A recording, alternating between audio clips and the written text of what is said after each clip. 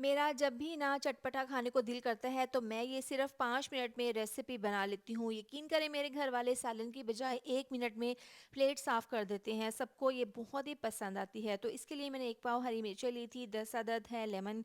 तो सबसे पहले अच्छे से इसको वॉश करके ड्राई कर लिया था। तमाम मिर्चों के ऊपर से डंडियाँ हमने उतार लेनी है। इस तरह से मिर्चों को नीट कर लेंगे। इसके बाद मिर्चों के दरमियान में हमने कट लगा देना है इस तरीके से और 2 पीसेज़ में इस तरह से मिर्चों को काट लेंगे। तमाम मिर्चों को काटने के बाद अब जो इसके अंदर बीज हैं इनको हमने बीज को निकाल कर अलहदा कर लेने हैं। ये जितनी सिंपल रेसिपी है यकीन करें खाने में उतनी ही मज़ेदार बनती है। और सबसे मज़े की बात ये है कि सिर्फ इसमें एक ही मसाला जाता है। यहाँ पर तमाम बीज मैंने अलहदा कर लिए हैं, मिर्चों को अलहदा कर लिया है। इसके बाद चूल्हे पर कढ़ाई रखेंगे, आधा कप इसमें ऑयल डाल देंगे, तमाम मिर्चें इसमें डाल देंगे। अब ये मिर्चों को हमने फ्राई कर लेना है। ये कुकिंग आपने स्लो आंच पर करनी है।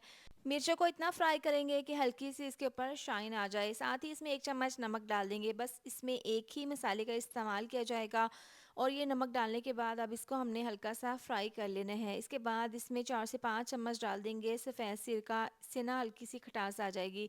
2 मिनट के लिए कवर कर देंगे। तो यहाँ पर देखिए हल्की सी भाप में मिर्चें हल्की सी नरम हो गई हैं। बस इसको ज़्यादा नहीं पकाएंगे, बस इसको ढक्कन खोल कर ही यहाँ पर हमने हल्का सा फ्राई कर लेना है। यहाँ पर हम डाल देंगे 4 से 5 चम्मच लेमन का रस। इससे ना बहुत ही चटपटा खट्टा सा फ्लेवर आ जाएगा जो कि इसका जायका 100 गुना बढ़ा देगा। तो अब यहाँ पर इसको हमने तकरीबन 2 से 3 मिनट के लिए तेज़ आंच पर हमने भून लेना है।